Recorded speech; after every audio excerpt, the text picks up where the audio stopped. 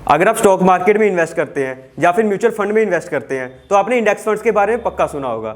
अगर शॉर्ट में बताऊं तो इंडेक्स फंड्स वो होते हैं जो कि अपने अपने इंडेक्स को कॉपी करते हैं। For example HDFC Sensex index fund Sensex को कॉपी करेगा, UTI Nifty index fund Nifty 50 को कॉपी करेगा, इस तरह से।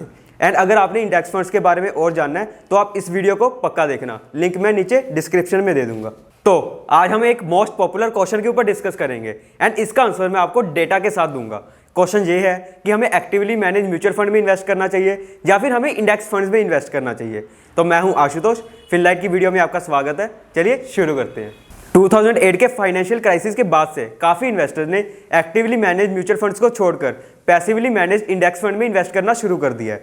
एंड अगर मैं आपसे पैसिव फंड्स की बात करता हूं तो उसका मतलब यह है कि मैं इंडेक्स फंड्स की बात कर रहा हूं। एंड अगर मैं एक्टिव फंड्स बोलता हूं तो उसका मतलब यह है कि मैं एक्टिवली मैनेज म्यूचुअल फंड्स के बारे में बात कर रहा हूं। Since the start of March 2020 index funds and index ETFs में टोटल रुपीज 1.04 लाख करोड़ का टोटल इनफ्लो हुआ है। वहीं दूसरी तरफ एक्टिवली मैनेज म्यूचुअल फंड्स में सिर्फ रुपीज 0.5 लाख करोड़ का इनफ्लो हुआ है। And AUM of passively managed funds in last 20 months has increased by 263% as compared to 224% of actively managed mutual funds. Developed markets में इन्वेस्टर्स के द्वारा पैसिवली मैनेज इंडेक्स फंड में invest करने के पीछे काफ़ी कारण हैं, लाइक एक्टिव फंड्स की ज़्यादा एक्सपेंस रेशो, एक्टिव फंड्स की under performance and change in regulations and policies by government.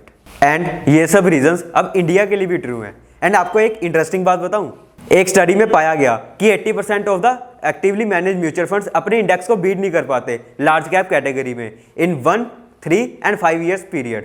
And अगर हम 10 साल का पीरियड लें तो वो वाला नंबर 66% पे आ जाता है। Means 66% of the actively manage mutual funds अपने इंडेक्स को बीट नहीं कर पाते in the period of 10 years.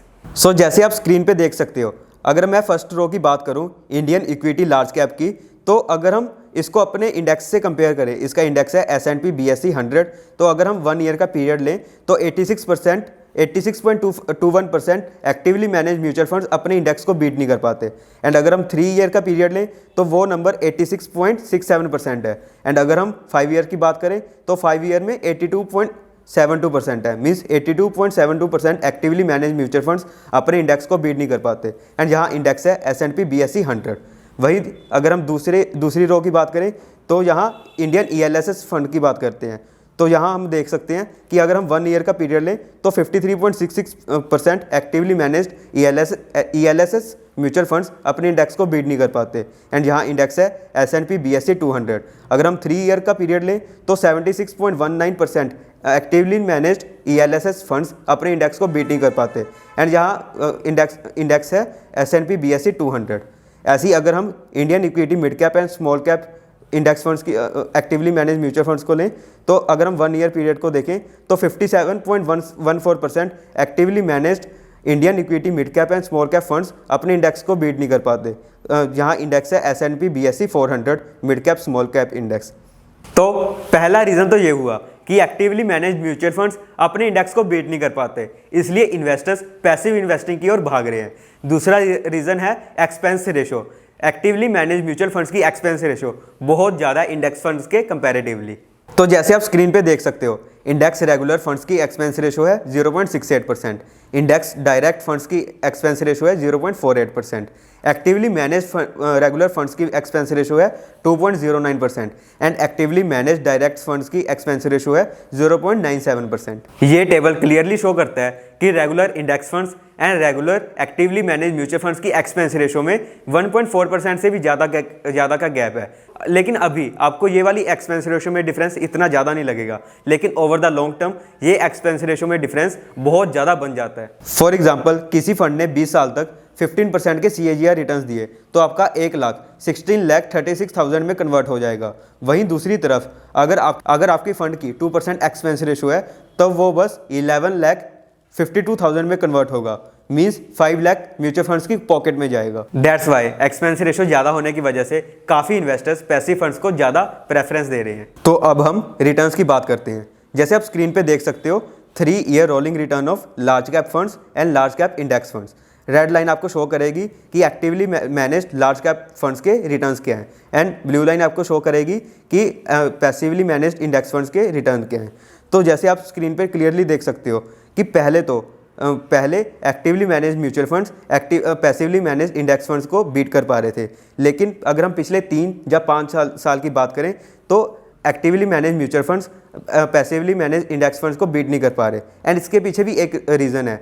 2017 या 18 में आई गेस, मुझे ईयर अच्छे से याद नहीं है, लेकिन सेबी एक सर्कुलर लेके आया था जिसमें लिखा हुआ था कि एक्टिवली मैनेज म्यूचुअल फंड्स सिर्फ टॉप लार्ज कैप कैटेगरी में actively manage mutual funds top 100 stocks में ही इन्वेस्ट कर सकते हैं।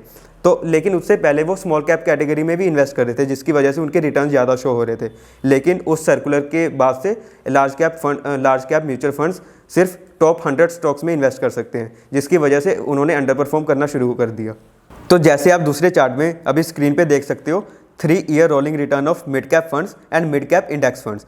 तो ब्लू लाइन आपको बताएगी कि एक्टिवली मैनेज म्यूचुअल फंड्स के क्या रिटर्न्स हैं, एंड रेड लाइन आपको बताएगी कि पैसिवली मैनेज इंडेक्स फंड्स के क्या रिटर्न्स हैं मिड कैप कैटेगरी में। लेकिन आप जैसे स्क्रीन पे क्लियरली देख सकते हो कि एक्टिवली मैनेज म्यूचुअल फंड्स ने इंडेक्स फंड्स को बीट किया मिड कैप कैटेगरी में। कंक्लूजन, तो हमें क्या करना चाहिए? देखो, आंसर सीधा स्ट्रेट फॉरवर्ड है। अगर आप बिल्कुल भी रिस्क नहीं लेना चाहते तो आप सीधा इंडेक्स फंड में इन्वेस्ट करो। लेकिन अगर आप थोड़ा बहुत रिस्क ले सकते हो एंड आपने अगर लार्ज कैप कैटेगरी में इन्वेस्ट करना है तो आप 50 to 60% पोर्शन इंडेक्स फंड में इन्वेस्ट करो एंड बाकी remaining portion actively manage mutual fund में इन्वेस्ट करो। लेकिन अगर आप small cap and mid cap category में इन्वेस्ट करना चाहते हो तो आप एक्टिवली मैनेज म्यूचुअल फंड को चूज कर सकते हो, क्योंकि एक्टिवली मैनेज म्यूचुअल फंड के फंड मैनेजर्स के पास एक एज है ज़्यादा इन्फॉर्मेशन होने का, जिसके बेसिस पे वो इन्वेस्ट करते हैं एंड ज़्यादा रिटर्न्स जनरेट करते हैं। एंड मैंने आपको टेबल चार्ट तो दिखाई है, जिसमें मैंने आपको दिखाया कि लार्ज कैप कैटेगरी में काफ़ी ऐसे फंड्स हैं जो कि अपने बेंचमार्क को बीट नहीं कर पाते, लेकिन mid cap and small cap category में most of the actively manage mutual funds अपने बेंचमार्क को बीट कर देते हैं। तो हाँ जी, कैसी लगी आपको ये वाली वीडियो? अगर आपको ये वाली वीडियो अच्छी लगी तो इसको लाइक जरूर कीजिए एंड नीचे आप कमेंट सेक्शन में हमसे कोई डाउट्स भी पूछ सकते हैं, हमें हर एक कमेंट का रिप्लाई करते हैं। एंड आप इस वीडियो को दूसरों के साथ भी शेयर कीजिए ताकि सब लोगों को इसके बारे में पता लग सके। एंड अगर आपने इस चैनल को सब्सक्राइब नहीं किया तो इस चैनल को सब्सक्राइब भी जरूर कीजिए। सो मिलते हैं नेक्स्ट वीडियो में, तब तक के लिए बाय बाय।